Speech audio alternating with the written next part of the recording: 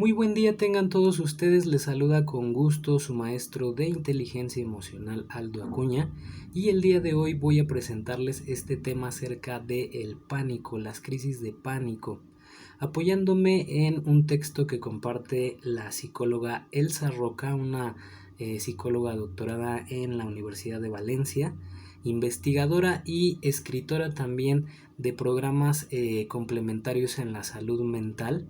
Vamos a observar este primer párrafo que menciona un manual DSM-4. Bueno, ahorita ya vamos en la versión quinta, DSM-5, que es el manual de diagnóstico y estadístico de trastornos mentales. Este manual es el que nos cita los criterios que manejan los psiquiatras y psicólogos en todo el mundo para diagnosticar e investigar cualquier enfermedad o trastorno de los llamados mentales, emocionales o nerviosos. La definición que nos da este manual lo cita aquí en su texto la psicóloga Elsa Roca, que dice aquí que una crisis de pánico son episodios de ansiedad aguda con miedo o malestar intensos, acompañados de alguno de los siguientes síntomas que suelen aparecer bruscamente y alcanzar su máxima expresión en los primeros 10 minutos de la crisis. En la semana pasada les enviaba un PDF acerca de cómo diferenciar estos conceptos entre ansiedad, angustia y estrés. Veíamos ahí también muchos autores que citan desde las primeras investigaciones en el siglo pasado acerca de los términos de ansiedad, angustia y estrés. Y aquí en esta definición de la crisis de pánico, bueno, sí, ahí incluimos, incluyen en el manual, dice son episodios de ansiedad aguda. Ya tenemos, espero ya tengamos un poquito más claro qué es la ansiedad, cuáles son sus síntomas. Si no, podemos revisarlo en este PDF que les envié para no detenernos tanto en esa parte. Son episodios de ansiedad aguda con miedo, una emoción, el miedo y malestares intensos. Veamos su sintomatología. Podemos observar ahí si te suceden palpitaciones, elevación de la frecuencia cardíaca, sudor, temblores, sacudidas, sensación de ahogo o falta de aliento, sensación de atragantamiento, opresión o malestar en el pecho, este es muy común, náuseas o molestias abdominales, mareo o sensación de desmayo, inestabilidad, hormigueo, sensación de entumecimiento, escalofríos o sofocaciones, percibir las cosas o percibirse a sí mismo de forma extraña, un miedo latente a morir o a volverse loco o perder el control. Esos son algunos de los síntomas más comunes en las crisis de pánico. Si alguno de ustedes está sufriendo esto, vamos a observar cómo se desencadenan estas reacciones fisiológicas e incluso mentales, ¿verdad? Que es lo que más nos ocupa en este tema de inteligencia emocional. Es muy importante conocer un círculo vicioso en el que se mueve el pánico y que viene a raíz de una señal de alarma que nuestro cuerpo emite. Vamos a pasar a observar este círculo vicioso. El círculo vicioso del pánico, ahorita lo vamos a explicar, vamos a observarlo primeramente. Viene ahí en el punto A, en la parte superior del círculo, que aparecen sensaciones internas debidas a la ansiedad o similares. Luego va a haber un siguiente paso, aquí vemos en el inciso B, la interpretación catastrofista de esas sensaciones y viene la reacción de alarma. Aquí este punto es importante de observar en las crisis de pánico, pero vamos a entender un poquito más cómo se mueve este círculo. La psicóloga Elsa Roca cita aquí en su texto, dice que las crisis de pánico se producen en marcha la reacción de alarma, se ponen en marcha con esta reacción de alarma o sistema de alarma, como les decía en el punto C, me regreso otro poquito, reacción de alarma, ahí es donde se produce esta reacción. Dice que es un mecanismo de reflejo de nuestro organismo que tiene como misión ponernos a salvo. En clase veíamos estos ejemplos que vienen entre paréntesis mediante la huida, la búsqueda de ayuda. Veíamos también que puede ser incluso de defensa o ataque, ¿verdad? Está este mecanismo de defensa o de reflejo de nuestro organismo. Dice aquí, pero en las crisis de pánico esta reacción de alarma se pone en marcha sin que exista un peligro real, por lo que también se les llama falsas alarmas. Por eso les decía que este punto C es muy importante, porque realmente nuestra mente nos juega y nos cambia este modus operandi y nos llega a alterar nuestro organismo.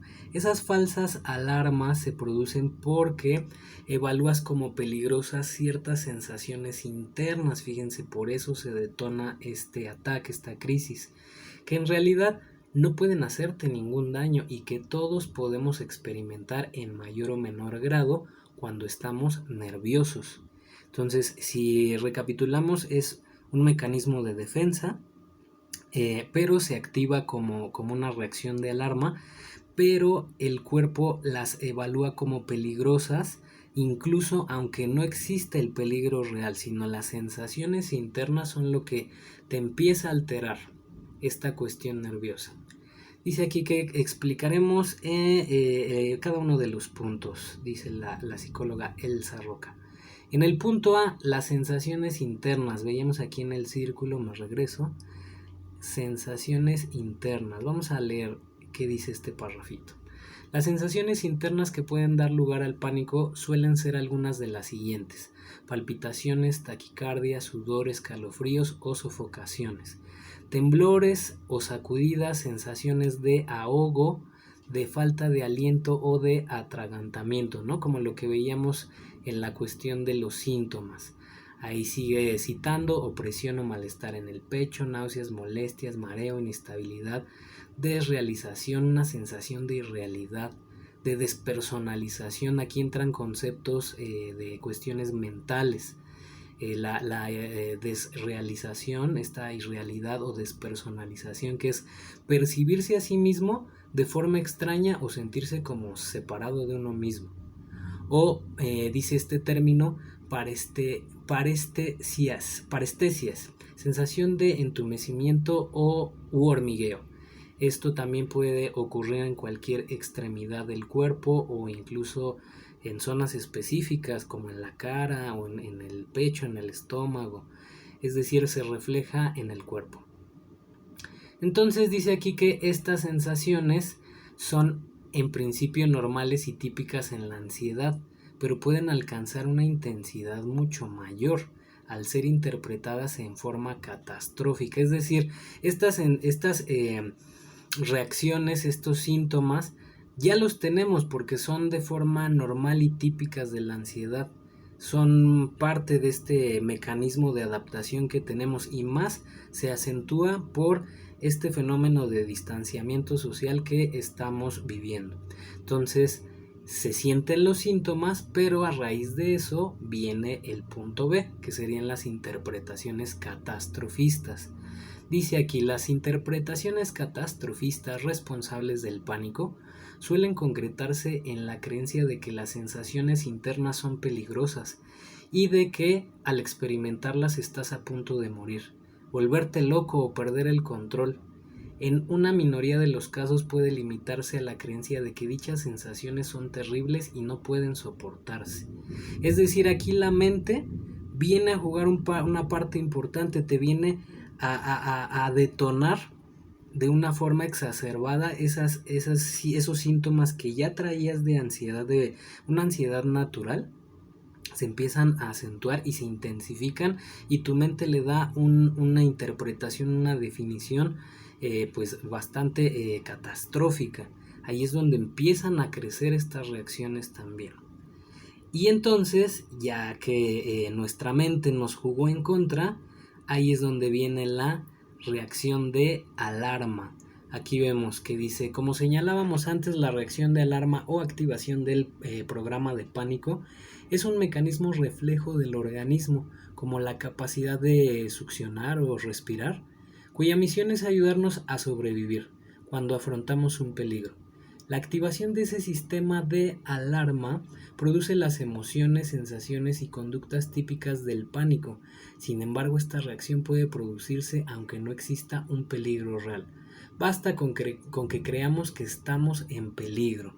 Esto es muy importante porque nosotros fomentamos esa reacción de alarma, incluso con esta cuestión de observar noticias catastróficas. Hay que limitarnos realmente. O sea, si tú ya estás viviendo una sensación de ansiedad, de miedo, de pánico, tienes que detenerte en analizar todos los estímulos que te están detonando y maximizando todas esas reacciones fisiológicas y mentales de la ansiedad y el estrés o el pánico o la angustia. Nosotros alimentamos esa parte, nosotros con lo que hacemos alimentamos y hacemos crecer estas sensaciones. Por lo cual, si el tema ahorita es la preocupación, la angustia de lo que está pasando allá afuera, hay que limitarnos.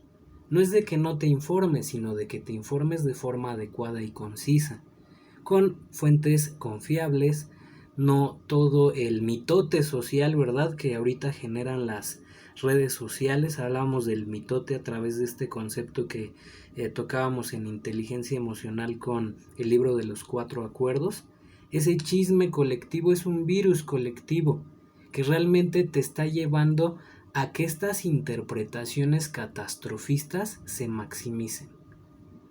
Por eso, con el segundo video de la semana anterior les daba la técnica cognitiva conductual del fenómeno de la conciencia y relajación, una combinación que te puede ayudar a restablecer esto. Si tú eres consciente de que estas reacciones no te van a perjudicar a tal punto, como dice aquí, al punto de morir o volverte loco o perder el control, ahí es donde tenemos que analizarlo. Que estas sensaciones tú las puedes controlar, tú las puedes manejar de una forma consciente. ¿Cómo? Revisando todo lo que está jugándome en contra mi mente, ¿no? Sobre todo en ese punto B. ¿Por qué mi mente maximiza los problemas? ¿Por qué mi mente maximiza las sensaciones fisiológicas y mentales? Obviamente hay algo que nosotros estamos haciendo en contra de nosotros mismos, que es alimentarlo a través de actitudes que pues nos llevan a esto. ¿Qué es lo que debemos de hacer? Romper con ese esquema, analizarlo, ser consciente de en la situación y en el entorno en el que vivimos. Cosa diferente sucedería en las personas que el día de hoy tienen otro tipo de conflictos, por ejemplo, de orden económico o de su propia salud. Eso ya es una cuestión distinta. Aquí hablamos de una crisis de pánico en donde tu mente es la que te está jugando en contra y te exponencia todos estos síntomas. Obviamente, si estamos ante un peligro real, un peligro inminente, nuestro sistema de alarma todavía crecería más, ¿no? Ante una situación realista. Pero observamos aquí en el círculo, vuelvo al círculo vicioso del pánico, por eso es círculo vicioso. Eso es lo que sucede, le estamos dando vueltas a la circunstancia y no podemos ver más allá de lo que estamos pensando, sintiendo u actuando.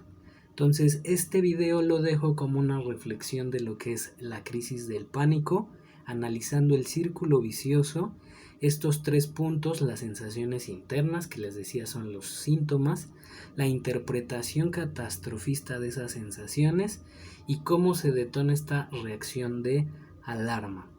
Voy a seguir platicando la siguiente semana acerca del pánico y las crisis de pánico, sobre este trabajo de Elsa Roca, cómo superar el pánico.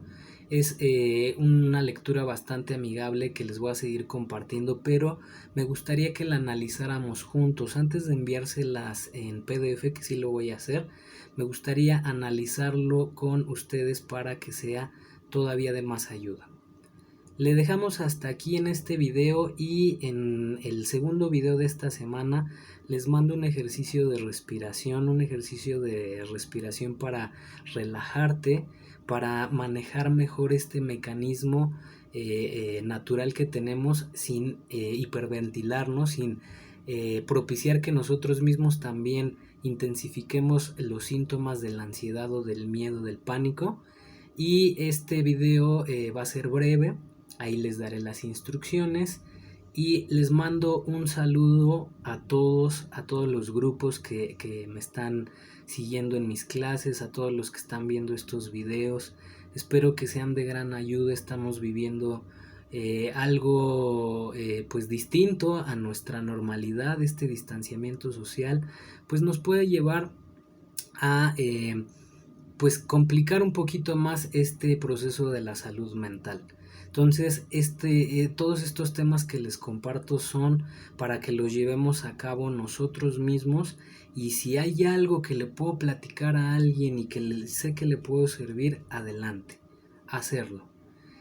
Continuemos apoyándonos, continuemos tratando de llevar de la mejor manera esta crisis sanitaria, y les deseo lo mejor, les mando muchas bendiciones, que estén muy bien y les mando un gran abrazo también. Muchas gracias.